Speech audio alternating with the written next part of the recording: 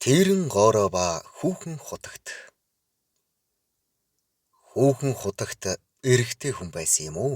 Эмэгтэй хүн байсан юм уу? Дэрэгдээ тэрэн гоороотой байсан гэж үнэн үү? Чухам тэрэн гоороо гэгч юу юм болоо? Тэрэн гоороо. Манжин засгийн үед аль алс газар ахиу хөлстэй ачаанд ганцаар жин тээдэг айхыг мэддгүй нэг хэнэггүй эр байжээ. Тэрээр нэгэн намар урагшаа бар хөл хот руу жин тээгээд буцах замдаа энгэр ээвэрч ээлх хөл газар бууж жодгороон шаагаад хар цайгаан буцалган ууж суухдаа дэрэгд нь эмтэрхий нэг хар аяга хэвтхийг харж цайны шавхруугаан түүн рүү санаандгүй хийж орхижээ. Цайгаан ууж дуусаад хоолоо идэж байтал нөгөө хар аяга нүдний буланд өртөгт нь лавлан харвал цайны шавхруу нь алга болсон байв гинэ. Тэглэр нь жаахан шөл хийчгээд харж байтал яах ихийн зургүй шорт хийтэл сорчих нь ажиглагдаж айхыг барг мэддгүй уулын хэнэггүй тэрээр чи хэн бэ гэж асуусанд би тэрэн гоороо байна гэж хүлцэнгүй намуухан өччихнэ. Тэглэр нь майнер жаахан эвгүй газар буужглаа да. Нар эрт байна. Холдож хоны байз гэж бодоод гарч харвал хэдэн тэмээн нэлээн холдон явчихсан байжээ. Хэсэг эргэлзэн зогссноо. Ой, тэрэн гоороо чи байна уу гэвэл байна гэж дэрэгдээс нь дуугарч. Хүчээ тэмээ ойртуулаад ирж чадах уу гэвэл за гэхийн төдийдл бэлжиж явсан тэмээд нь яг л хүн очоод хөөж ирэх мэт эргэн наашилжээ. За миннээс ч зүгтагаад нэмэргүй юм байна. Ийм хурдан эд байна шүү дээ. Харин ажиллаан хийлгэж яваад нутаг орондоо очисон хойно нэг юм бодвол үлзийтэй юм байна гэж шийджээ. Тэмээгийн ирэхлээр зэрэг тэрэн тэмээгийн уйчих тэгээд жаахан давс нялх ногоо тавиад өгчих гэчгээд хөдий цагт ийм эзгүй газраас давс нялх ногоо олдохгүй лав гэж бодож байтал тунч удалгүй тэмээд нь дуугаралдан хавчаад явчихлаа гинэ. Гүн майхны амаар харвал аян шиж ядарсан тэмээд нь шим шүүстэй нялх ногоо ховдоглон өмхөлж байх бөгөөд тоос бүрийн өмнө хормой хэртэй бор давс асгасан байжээ. Үүнээс хойш манер бүх ажлаа тэрэн гоороогоор хийлгэж хагархай хар тагшинд нь хоол ундны шавхруу хийсээр явж. Гэтэл 2 хоноод гинт нялх ногоо идсэн тэмээдийн сойлго задарч нус нулимсан цуваад ханиалган сэвс гоожуулж ул тавг нь хүртэл хагараад сүйд болж. Жинчингээр тэмээний сойлго алдагдаад хэцүүдлээ. Тэрэн гоороо чи эмчилж чадах уу гэвэл за гэж. Маргааш өглөө нь харвал бүх тэмээд нь эрүүлжиж уламж өнгөлөг цовоо болсон байжээ. Ингээд мань хүн тэрэн гоороог зарсаар нилээд удаж лавл 2-3 жил болсон юм байх. Тэрэн зарсаар байтал би чинь залхуу болж гүйцгэн. Одоо энэс нэг салъя гэж шийдээд нутгийн нэг гүртэн өвгөн дээр очихоор жодгороон ачаалан гарчээ. Гүртэн өвгний ойролцоо очиж буусны маргааш өглөө гоороо чи байна уу гэвэл байна гэж их ядруухан дуугарчээ. За тэгвэл одоо хоёулаа явна да гэсэнд үгүй би явахгүй. Та намайг ямар аймаар газар аваад ирвэ гэд хөдлөх шинжгүй байж. За тэгвэл чи нөгмөс нь далд ор гэчгээд Гүртэн өвгөн дээр очиж тэрнтэй нөхцснөө бүгдийг ярьвал. За, би түүнийг зайлуулах арга дом хийж үзье.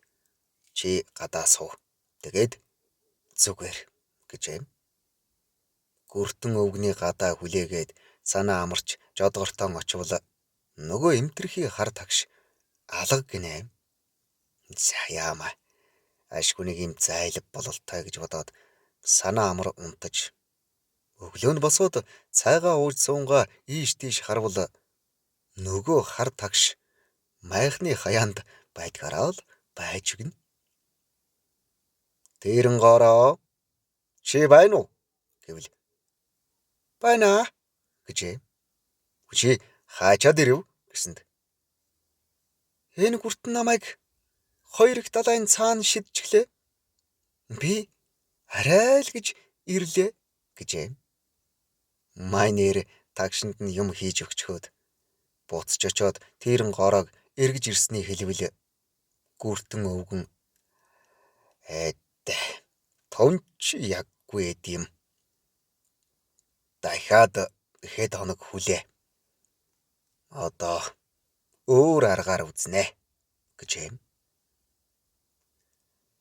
Майнерч манз цав хүрдсэн шиг хурал гадаалуулаад орой харав бүрий болсон хойно жодгортон ирж хартал хар тагш майхны хаяанаас алга болсон байжээ. Хөөе. Гороо чи байна уу? Тэрэн гороо чи байна уу гэж хэд дахин дуудвал өнөөгч хариу өгсөнгүй таг чиг байжээ. Тэгээд шөн дунд нэг сэрээд хөөе тэрэн чи байна уу гэвэл мөн л хариу сонсогдсонгүй. Маргааш өглөө нь эртхэн ачаалаад гэрийн зүг гэлдрүүлжээ. Замынхаа талд орж явтал урдаас нь үгээр хэлхэн аргагүй үүлэнд тулсан тоосон баг нь ирж явахыг хараад хэнэггээр хязээч айж үзээгүйгээрэн айж оройн ус өрвс хийж орох байх газаргүй болтол яах хийхин зургүй тулаад иржээ. Уушиг зүрх амаар гармаар тийм гэж хэлхэн аргагүй аимшигын аав ичимсгийн ээж гэмээр юм.